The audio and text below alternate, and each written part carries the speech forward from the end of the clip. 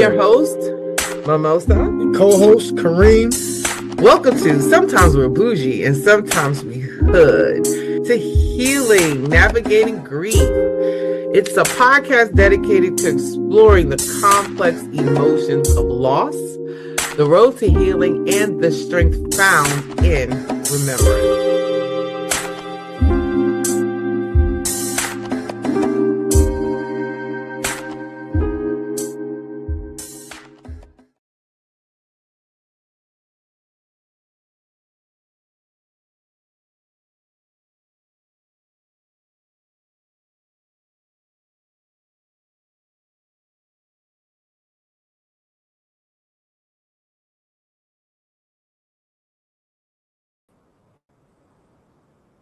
Welcome in. Oh, it looks like I have.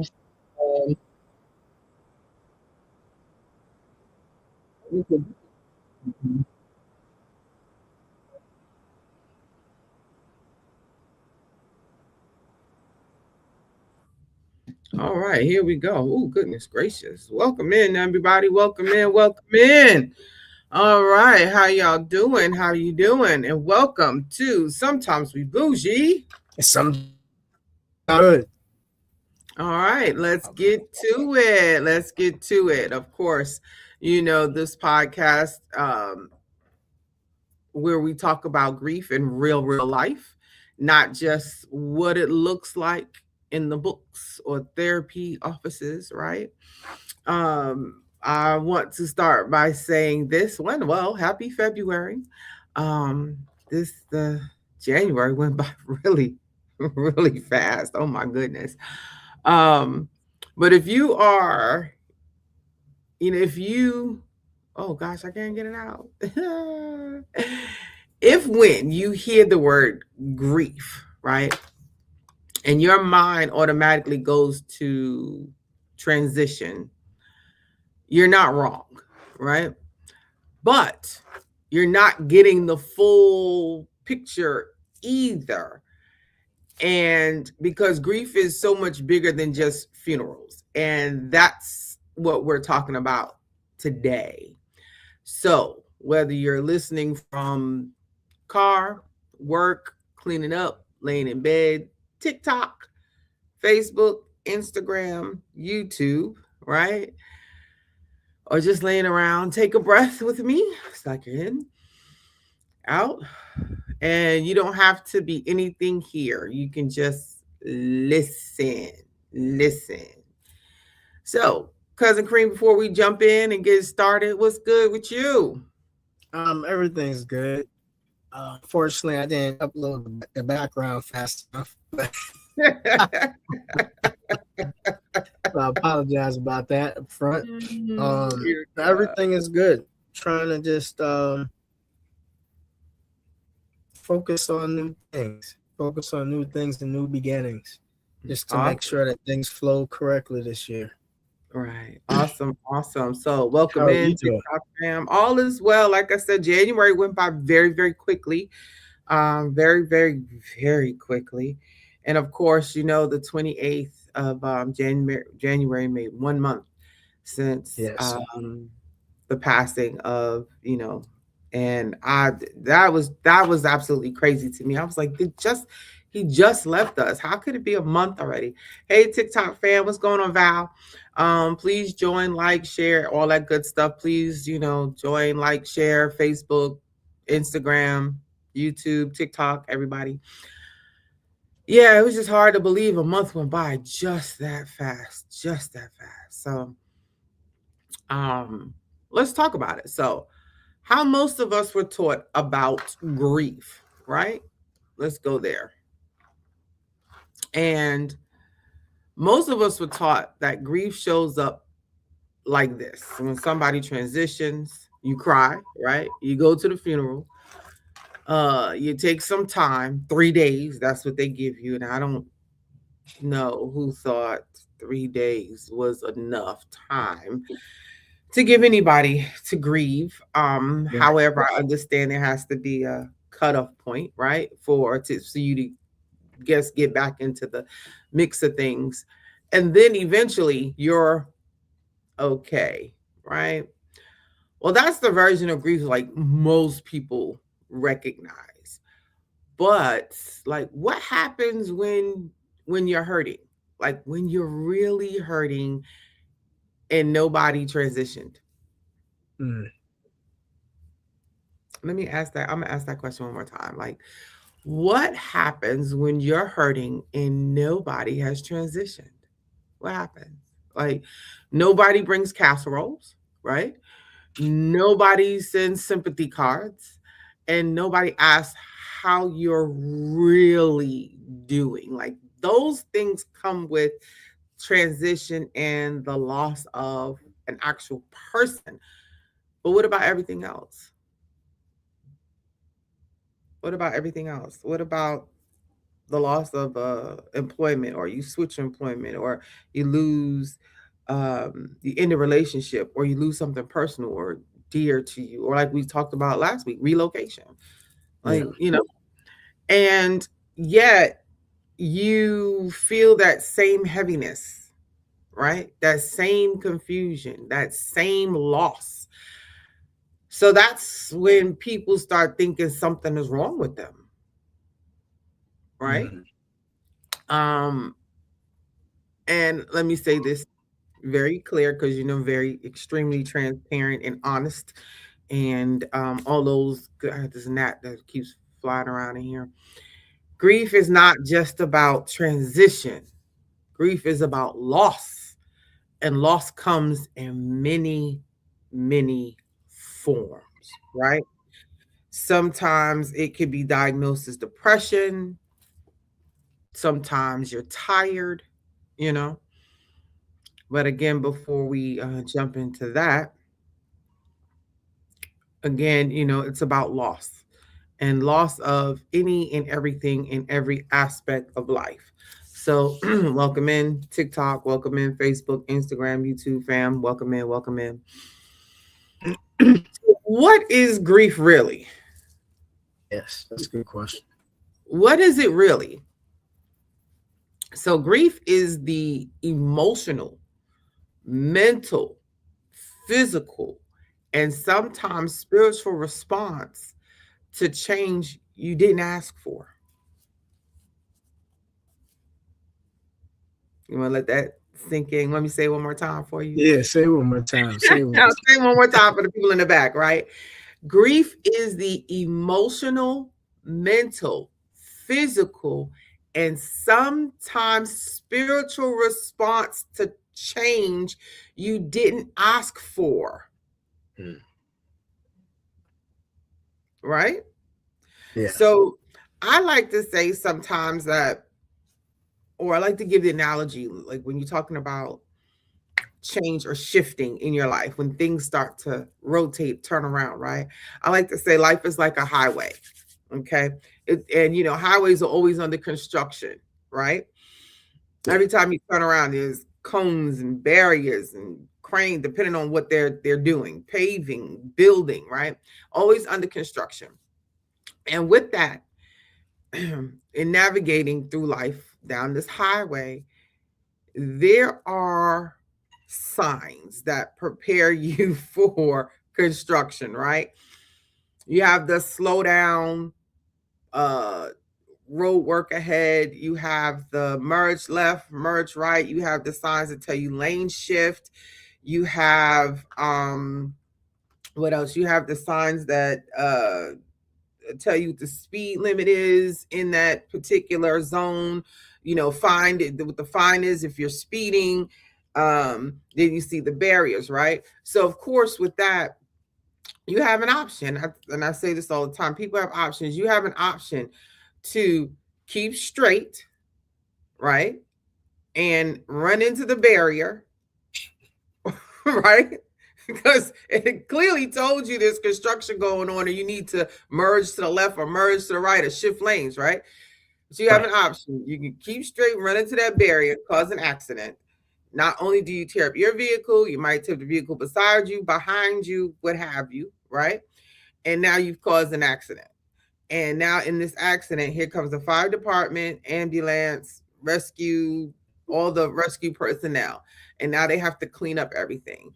And then in the meantime, traffic and everything is brought to a halt, right? It's just brought to a pause until everything is clear, and then traffic can flow again and you can go again, right? And of course, you're on delay because you've torn up your vehicle. So a lot of times I look at grief like that the same way. So it's what happens when life looks different than what you expected. Right? Right.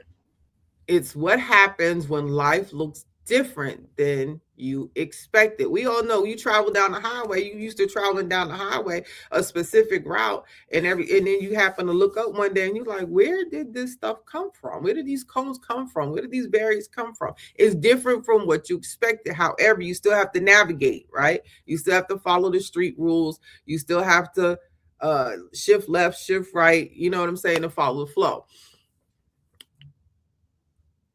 And the same thing with grief, right? Grief is what shows up when something ends, when something shifts, when something is taken, and something never happens. Right? Okay, let me say all of it again, right?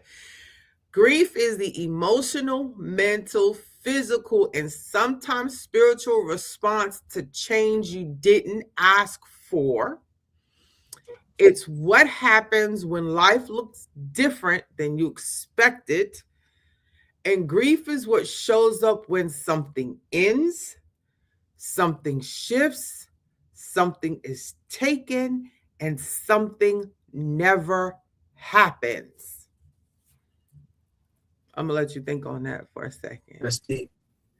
Right? That's what it is. And today we're not talking about grief from the perspective of going through the stages. No, this is things that take place in life, everyday life, things that don't take place, things that shift, things that happen differently, right? In your life. This is what we're talking about today. And nobody prepares us for that kind of grief. Nobody prepares us because it's not talked about. And I don't know how many platforms or how many other podcasts there are. You see grief like anybody else talking about it in this form or fashion, right? Yeah. As far as the healing. I really don't know. And I just hope that ours is impactful, and people, teaching. And teaching, and everyone learns from this. I really do. But no one talks about it. It's just like the things from womanhood and some things in manhood for you. There were things that took place that we weren't privileged to hearing growing up, that now it's like, why were these things not talked about to us? Why weren't they discussed? Why weren't we told? So of course now we're in an era where just about everything is being talked about now. Everything is being brought to the forefront to provide a holistic or that whole healing, that whole feeling that people are looking for, that they want, right? Grief, and this is what nobody prepares us for when it comes to that kind of grief. Grief could show up as sadness. It could show up as anger, numbness, anxiety, exhaustion, irritation, brain fog, and withdrawal. And I can say I have experienced every last one of those. Every last one. The sadness, the anger, the numbness, the anxiety, exhaustion, the irritation, brain fog, withdrawal. I want to say I believe brain fog is the biggest one that I really continue to work with. The brain fog. Yeah. I think that's the big one. I don't think anybody ever explained that one, or any doctors that really approached it to say that, oh, there's blood loss. It's just like, no, it's not blood loss. It's literally like you got so many thoughts on top of each other, you can't fathom or get through it. You can't build on a good thought. That's how I Right. look at it. And that brain fog is, when I tell you, it's depending on the type of loss you experience, is whether or not you will have, is depends on how long you'll have that brain fog. Okay. Um, as I said, I know that from experience. I know I had it at least, I want to say, a good 2 years after Deej's transition, because, and you also have to remember, I had to deal with, his was tragic, it was sudden, and then my grandmother 4 months later. So I had that brain fog for a good 2 years. And it was a good 2 years before I almost felt normal or like myself. That numbness. Um, I believe I'm still in the numbness phase. I still Yeah, you believe might be for a minute. You right. might be for a minute. I mean, both shows, you got 2 levels of support. The one above grandma and the one below with your son. It's just like, I mean, not below, you know what I mean? Just like different levels. I Right. mean, it's prone to be seen that would come to take effect. It takes a lot longer to get over your son's passing, I believe, because he was your son. He still is your son, but it's just now you can't do the physical things with him, and it makes it harder. The concept of that all, right? Yeah. And sometimes grief doesn't look like crying. It looks like being tired all the time and not knowing why. Right? So, and I think that's one of the things, like with my dad's transition. Everybody kept asking me, like, how are you? How are you? How are you? Because I didn't break. I didn't cry. Nobody saw me, like, really, nobody saw me cry. Nobody. I had my brief moment here on the podcast, but no one saw me cry. No one saw me break. And I had to hold that and wait until I was home in my private time, because I had so many people leaning on me. I couldn't allow myself to. Right? Yeah. So let's talk about the types of grief we don't talk about. Let's go there. Okay. People are like, what? Types of grief you don't talk about? Yes. There are types of grief we don't talk about. Let's give them a name. And this is like what really gets acknowledged, right? So you could grieve divorce or breakup. Now we say this is what we say a lot of times in conversation. Cousin Cream and I, we talk about that when we say grief comes from a divorce or breakup. Okay. A job you lost or a career that didn't work out for you. We talked about last Sunday, move or relocation. Yeah. Estrangement from family, not talking to your siblings, not talking to your a parent, father, mother, grandmother, grandfather, whoever, cousin. Infertility or miscarriage. A diagnosis or change in health. We talk about that. Aging, I mention that all the time, that grief, we grieve our former selves as we continue to age. Yeah. Excuse me. Caregiving for someone who is still alive. I mentioned that. And the version of you that existed before trauma. Right. Oh, that last one is a good one. That last one is a good one.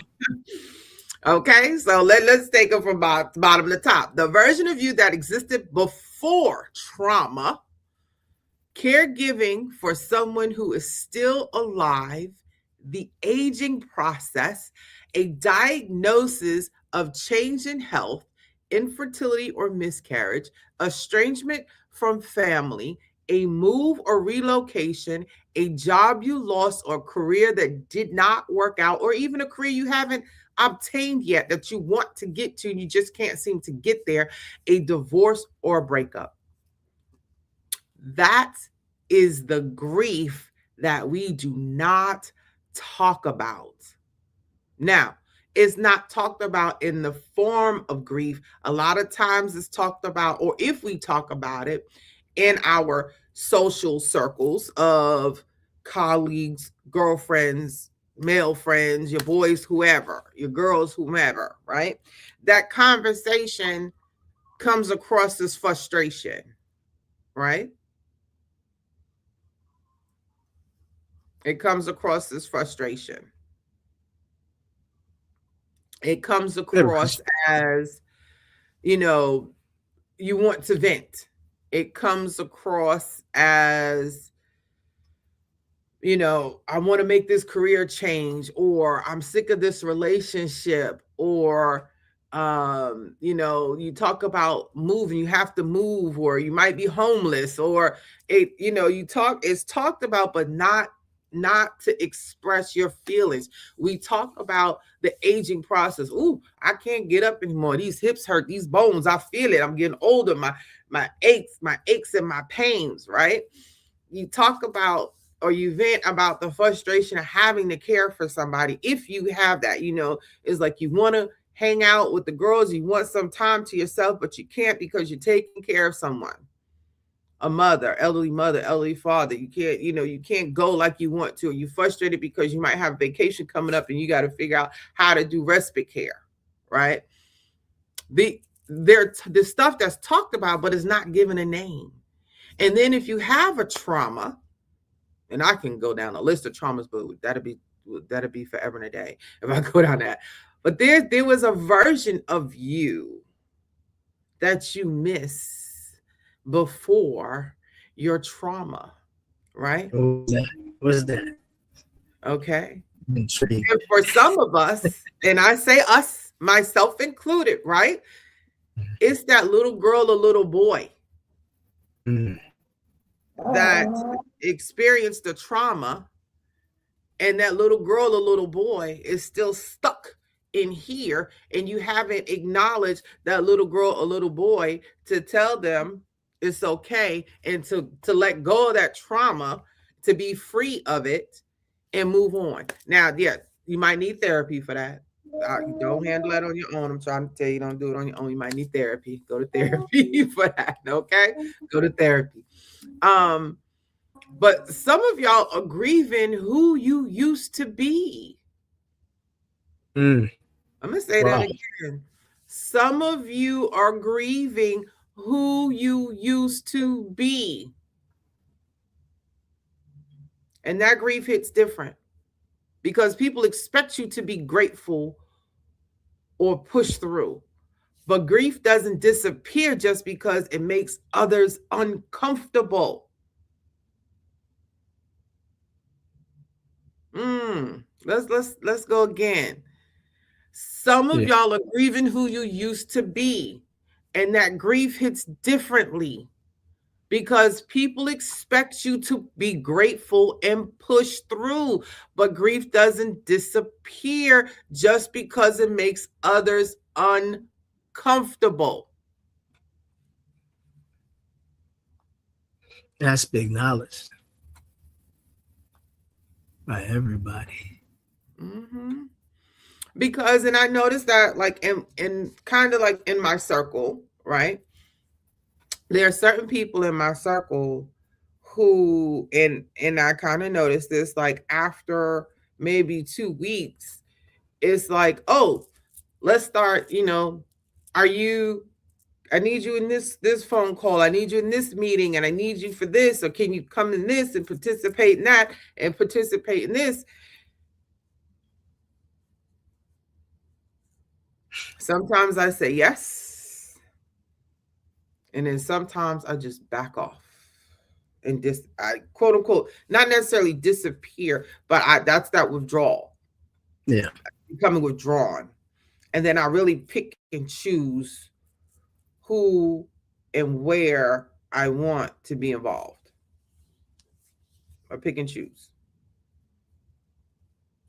Mm-hmm. Sometimes you have to, because if not, you're gonna draw yourself so thin to a point that it's just gonna turn in from a mental reaction to a physical reaction, Mm-hmm. where you can't deal with it. Mm-hmm. You know, Right. so yeah, you gotta do it yourself. Say nope, not doing it. Sorry. Have a nice day. And it's about boundaries. It's about setting boundaries. It is about being comfortable with saying no, being able to say no.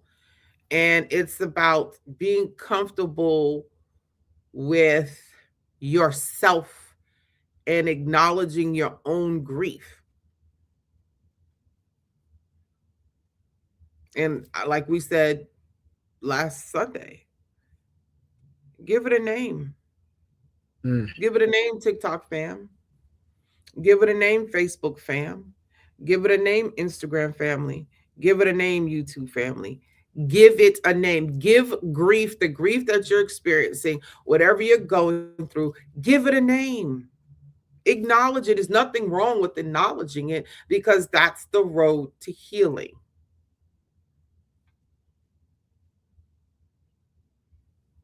However slow it might be, however long it might take, that's your road to healing. And understanding and recognizing what it is, right? So, why does unnamed grief hit harder? What do you think, cousin Kareem? What do you think? Why does unnamed grief hit so hard? What do you think? I think because you've never seen a reaction to it, or you've never acknowledged the action to it, because it's never happened to you before. Now that you're in it, all of a sudden that you have to react to it. Now it's just like you're looking for some other example of how other people have reacted to it, for you to make your reaction, and not even acknowledging how you're really emotionally feeling about it, or spiritually feeling about it, physically feeling about it. You're not giving yourself even the second to acknowledge the ordeal that just happened to you. You're just trying to put yourself in a row, in a barrel, and say, oh, I'm supposed to be doing this like this. And that's not the way it should be done. It should be individualized based on how you feel. Right. How you deal with it. Some people just don't want that. They don't want to deal with it the way that they're supposed to. They just want to just follow suit with other people. And that's kind of a sad cycle that we go through in life. Oh, it's a good TikTok. You're right. I don't know what's wrong with my TikTok. Hey, big sis. What's going on, big sis? Pastor George. Hey. I don't know what's wrong with my TikTok. I'm trying to bring her in here because I know she's gonna have something to say, but it don't want to. It don't want to act right. Oh, here we go. No, that's not what I wanted. I'm trying to invite her in. Oh goodness, TikTok be working my nerves. I don't know if she might have left. Sometimes, okay. So here's the problem with grief we don't name. This is why it hits so hard, right? When grief isn't acknowledged, it doesn't go away. It just shows up sideways, or some upside down, or right side up. Okay. When grief isn't acknowledged, again, it doesn't go away. It shows up sideways, it shows upside down, it shows up on its head, feet first, or whatever you want, however you want to say it, right?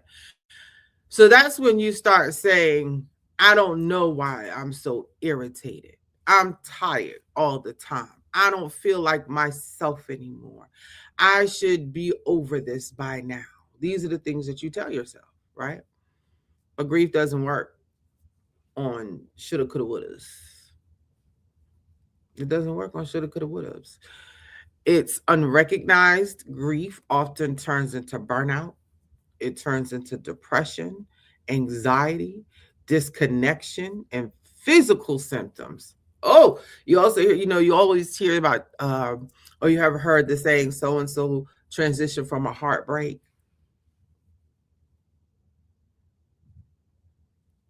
From being heartbroken. That's a real disease. That is a real, people don't know that. That is very real. Heartbroken syndrome. It's a real complication of the heart. And I know a gentleman who has that. Just like myself, lost a child. And what took place was, because it was tragic, it was sudden and tragic, the adrenaline rush he received was so strong, his heart couldn't take it, and his heart expounded like 3 sizes bigger. And look it up, it's called heartbroken syndrome. It's a medical term, it's real, it does exist. Wow. And he has to always work to remain calm and not to become anxious, because if he does, he can continue to damage his heart. Wow. So that's that's very real. Heartbreak is heartbroken syndrome or heartbroken. Look it up. I promise you, it is very, very real. But anyway. No, but that's good to know, because a lot of people think that it's just a feeling. They don't think that it's actually attached to anything physical. So that's something really good to know. Right. It is. Heartbroken syndrome or heartbroken disease. It is attached. It is very, very real. It is a medical diagnosis. But like I said, unrecognized grief, again, just to let you all know what it looks like. It looks like burnout. It looks like depression. It looks like anxiety. It looks like disconnection, and it has physical symptoms. Your body will hurt from grief. And sometimes the work isn't fixing yourself. The work is just realizing you're grieving. And naming it gives you power. Again, sometimes the work isn't fixing yourself. It's not about fixing your mental. It is about realizing you're grieving and giving it a name, because naming it gives you power. It puts you back on the road to healing. And I cannot stress that. I mean, it's profound. It is really profound. When you name it, you have to give it a name. And most people do not understand that. They don't understand that. So again, they don't want to do it. Yeah, I guess they didn't understand.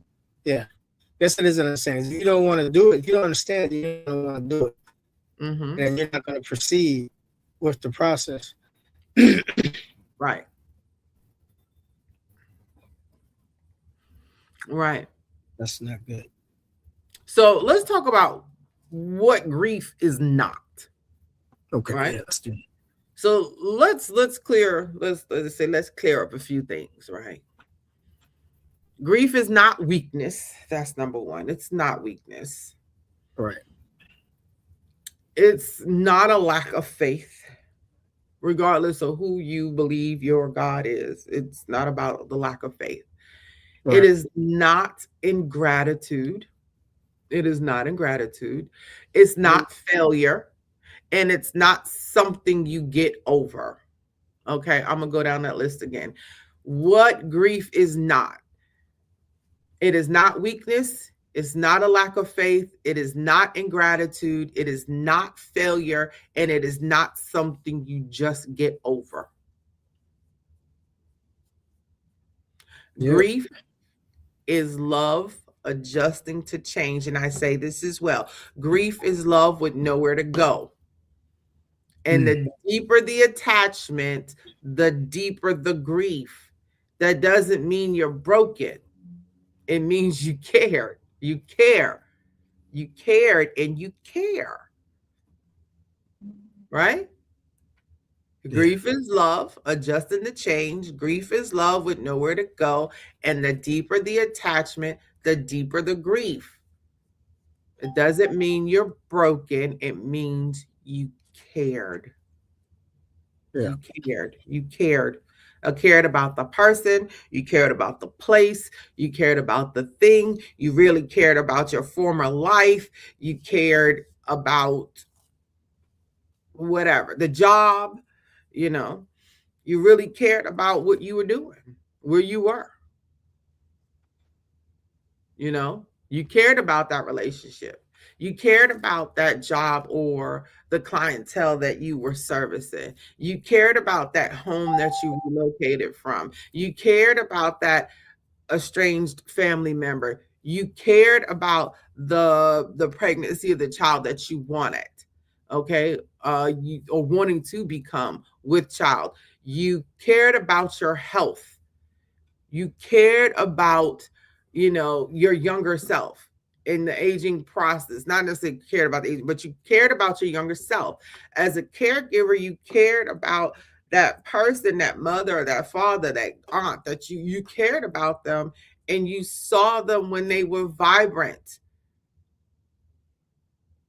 And you cared about that version of yourself that existed before trauma. Mm. Right? That's the. You cared about. So then, how do you escape it? How do you escape that? That's the question. Escape what? Grief? Yeah. The trauma. Trauma from it. The trauma from it. I guess the verb in the noun. The verb. Yeah. So how do you deal with that at this point now? Yeah. Right. You give it a name. You have to recognize it. You have to recognize it. You have to give grief a name. You have to be able to say, this is what I am. I am angry. I am burnt out. I am anxious. I am numb. I'm exhausted. I'm irritated. I have brain fog. I am withdrawing. You have to be able to say those things. You have to be able to recognize it and say those things out loud, not necessarily to a group of people, okay? Not necessarily to a therapist, not necessarily to a counselor, minister, prophet, whoever you can, your confidant is. But you have to be able to say it to yourself. And it's platforms like this that when we talk about grief and the different aspects of grief and be very transparent about it, that people begin to say, maybe I am experiencing some sadness. Maybe I am experiencing some anger. Maybe I do have numbness. Maybe I do have anxiety, or I'm exhausted because of this, and I'm irritated, and I have brain fog, and I have withdrawal.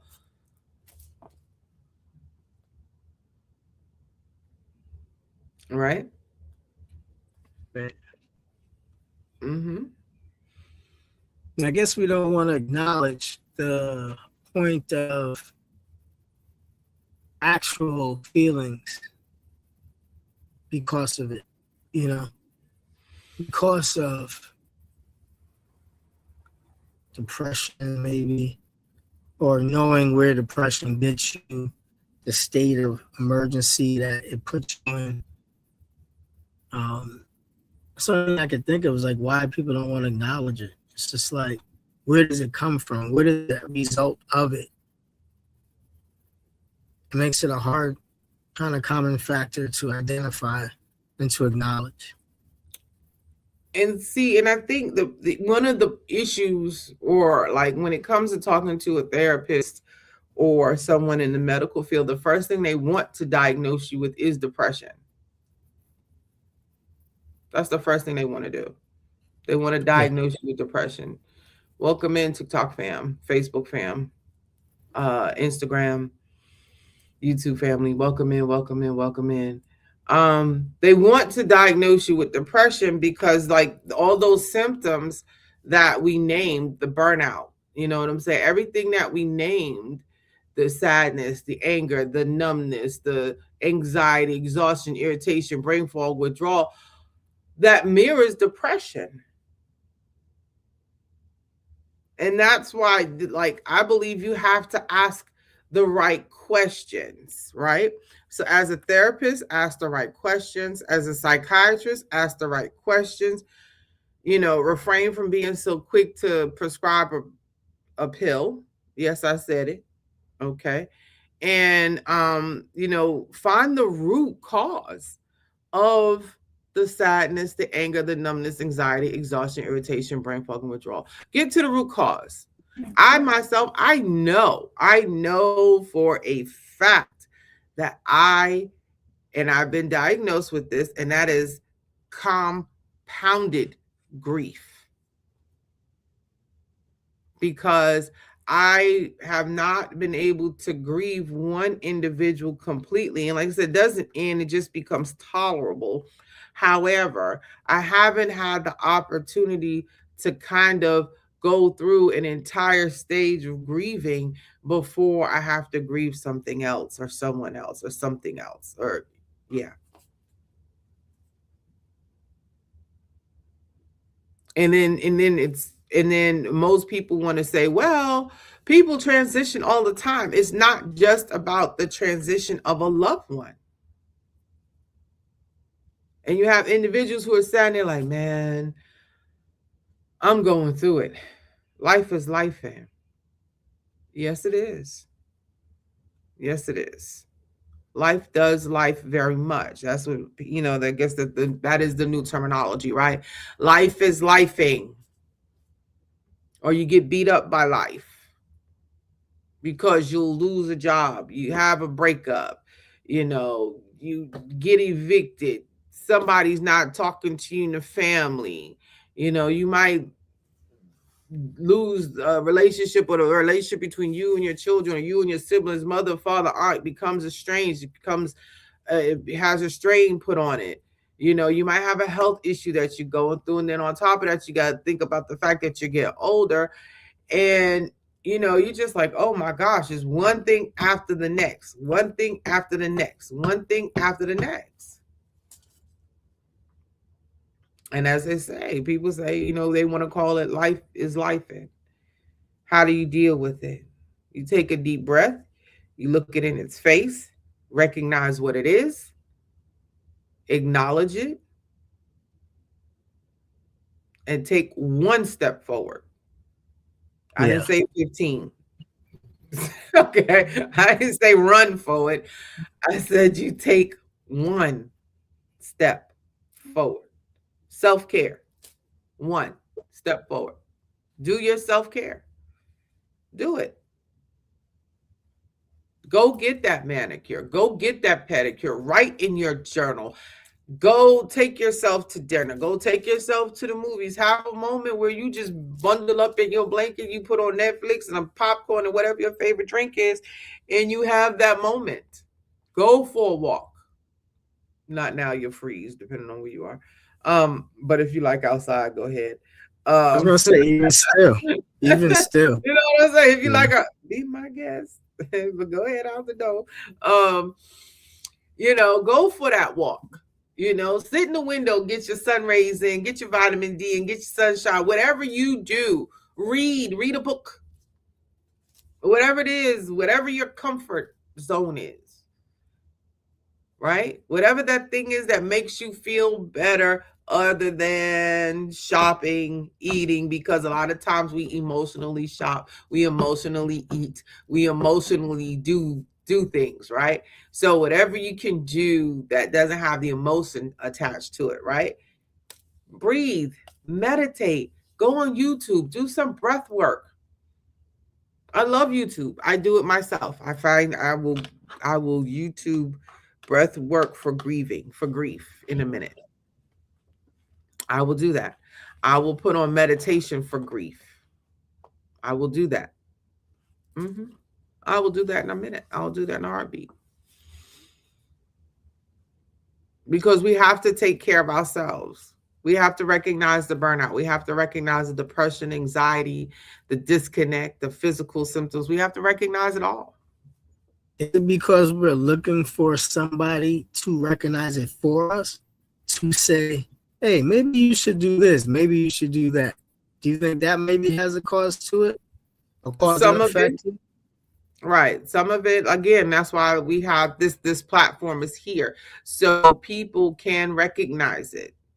So people can recognize grief and not, and I want to say not so much look at it as depression, because it's not always depression. Sometimes it can lead to that. It can lead, those things can lead to depression, but it's not always depression right out the door. And yes, it may take someone else. It may take a loved one to say, hey, I see or I recognize the fact that, you've been agitated lately. What's going on? You've been a little withdrawn lately. What's going on? Hey, I saw this podcast. Sometimes we bougie, sometimes we hood. Maybe you should listen to it. Hey, I seen another podcast on grief. Maybe you should listen to that one. Or I saw this, So sometimes it might take somebody else to point that out to you. So, right. And then here you go, right? How to be with grief and not fix it. Right? How to be with grief and not fix it, because it's not something that can be fixed. It is not something that you get over, right? You don't need to rush grief. That's number one. Do not rush it. You take your time with it, regardless of what anybody says, and don't push yourself either. Don't feel like, oh, I should have been over this, and why am I still upset, or why am I still crying, and why do I? No, don't rush it. Don't rush it. Don't rush the process. And you don't need to explain it either. You don't have to explain to people why you feel the way you feel. You can just say, I'm having a bad day. And if you don't feel like explaining a bad day, I don't feel like talking about it. And then people have to respect that as well. Respect when people say, I'm having a bad day. I don't want to talk about it. I need some downtime, or I need some alone time. Respect that without having to ask the why, because the why is really none of your business. You're asking someone to divulge personal information about this. They may not want to. So just know what it is. And going about it, just okay. Go have that downtime. Go have your peace. Do that. Right? You don't need to minimize it either. So you don't need to rush it. You don't need to explain it, and you don't need to minimize it. Sometimes the most healing thing you can say is, this is hard and it makes sense. Grief doesn't need a timeline. It needs space. Yeah. Right? Grief doesn't need a timeline. It needs space. Excuse me. That's what it needs. Oh, my ears itching. But that's what it needs. It needs space. It needs time. And like, again, you can go through the stages of grief however you feel like it. It's what shows up for you, however you deal with it. It's yours. It is your own healing. It doesn't matter. There's no timeline. There is no rule book to grieving. Zero, zilch, nothing, nada. You go through the process how you go through the process. Okay? And you work through it. You work through it. You go through the process how you go through the process. Now, some people prefer to self-medicate, put it that way. But that doesn't help the process. It does not help. It really doesn't help. All it does is, for the time being, is make you numb. But then once that wears off, guess what? Guess who's looking at you in your face, right? Guess who's looking at you? It's right back at you all day, every day. And then you want to continue to self-medicate. But again, grief has no rule book. Grief has no timeline. It is love with nowhere to go. It is love with that's adjusting to change and shifting, right? It doesn't mean that you're broken. It means that you care. That's what it means. What are your thoughts, Cousin Kareem? There's a lot to put into that. I was thinking about it. I was trying to put it into context. Basically, the whole thing about grief, of loss, of losing somebody that you care about. And I said before, I said this like a couple of months ago, it's like we learn from television, we learn from skits and stuff like that, but all you see on TV is at the end of the show, a person cries. Next episode, everybody's all cheery and joyful, and it's just like there's never a real example of the grief of loss, because they never want to show you the connection between people, because it's fake. It's not real. And like, even when you look at the movies or the TV shows that are supposed to be somewhat real, they'll show it, but it's only for a matter of time, because they don't have enough time within that 2-hour period to expound on that. The only movie that actually 5 Pounds by Will Smith. I don't know if you've seen that. I did. That had you thinking about life and what you would do for the benefit of somebody else. Where he personally went to go find, for those who haven't seen it, he personally went and found 3 people that he was going to donate vital organs to. And then he systematically ended his life and contacted the hospital beforehand, let them know where to find them. And that was, if that's not a long-term dealing with grief, that I don't know what it is, because he lost his wife, the love of his life, right? And he didn't want to live anymore, and he just wanted to help other people possibly achieve that. And I look at that, and it's just phenomenal. It's like, how many movies actually attribute something to that instead of telling the people about what it really is to deal with life after somebody passes? And I'm gonna have to watch that again. All right, I'm gonna have to watch 5 Pounds again. I'm gonna have to watch that again, because that is a significant movie when it comes to talking about grief and loss and how to deal with the loss of a loved one and what to do. Not what to do, but what somebody else did to deal with it. Yeah, that is a phenomenal movie. That is something that I think I'm gonna have to go back and watch that movie. Yeah, and it did. The funny thing about it, like, people were like blasting and all this kind of stuff. It's just like, I guess the thing that I like about Will Smith is that he'll tell you how he feels, but then he says, "I gotta go on," and then it's a masterful way of dealing with the high stress of acting. That you can say to somebody, "Hey, I agree, your opinion is useful, but right now, help somebody out there." That's all I was trying to do, was just reach somebody. And you weren't that somebody. It's just like, it's like trying to be polite but be disrespectful at the same time. I really don't give a damn what you think. But I was just trying to help you.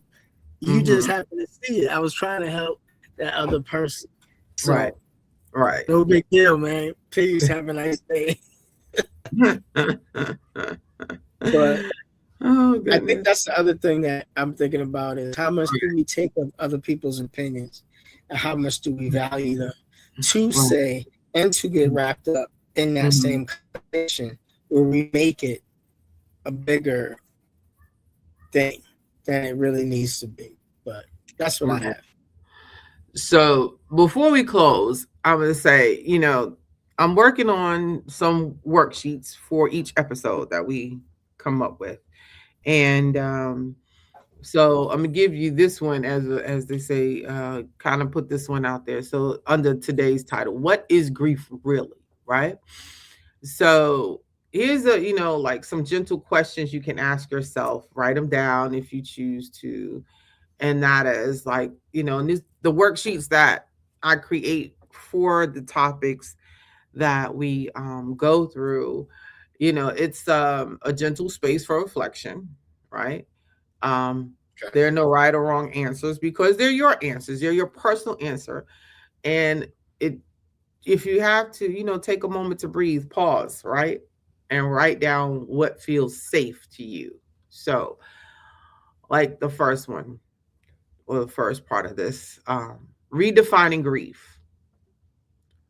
When I hear the word grief, I usually think of, then fill in the blank, right?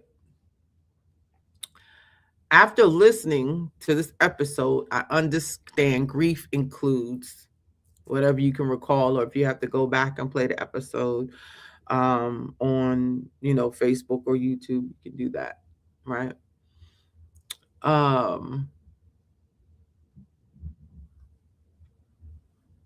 Naming unacknowledged loss, right? And it's like, check, what resonates with you. And you can, of course, select more than one. So if it's loss of a loved one, divorce or relationship ending, career or job loss, health changes, caregiving for someone that's still living, and that's a biggie, loss of identity, relocation or displacement, a version of yourself that you no longer recognize or something else, write it, check it in. And then which loss feels the heaviest right now? Which loss feels the heaviest? And that's a powerful question you can ask yourself. Which loss feels the heaviest? How does grief show up for me or for yourself? How does grief show up for me? Grief shows up in the body or emotions as fatigue, irritability, sadness, numbness, anxiety, brain fog, withdrawal, or whatever else you recognize, right? In one sentence, you can say, write this down. In one sentence, I can say to myself, instead of, I should be over this, is write that sentence to yourself. Like, help, this is to help work you through this healing journey. Then permission, right? Today, I give myself permission to fill that in, whatever it is. You give your permission to set boundaries. You give yourself permission to name your grief. You give yourself permission to recognize what it is you're going through. You give yourself permission to heal. Okay? Sometimes I don't need to rush right now. Or something I don't need to rush right now when it comes to grief and healing. Write that down.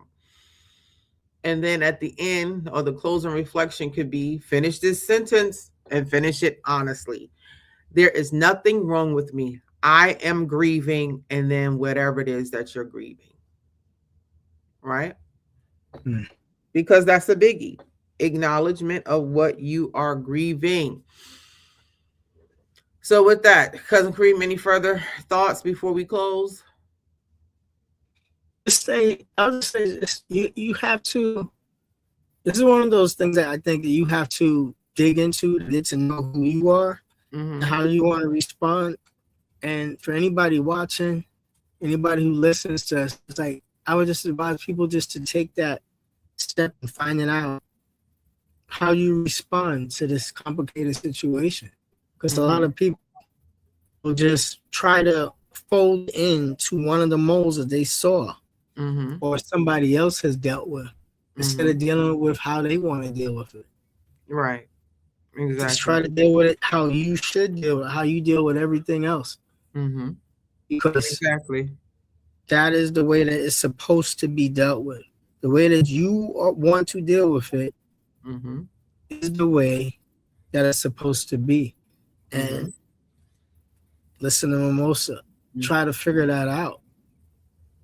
Because if you don't, it's just going to dull on your life. It's going to push your life expectancy down instead of bringing it up to where it should be.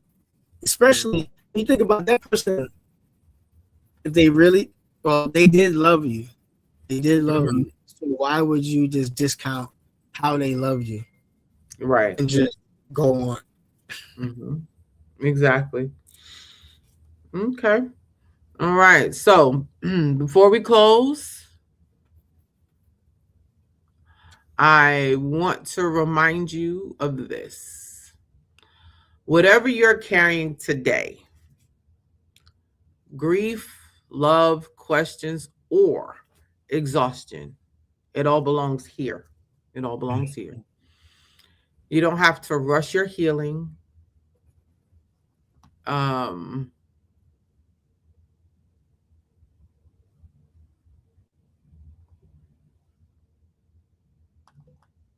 I'm sorry, something popped up on the screen as I was getting ready to finish talking.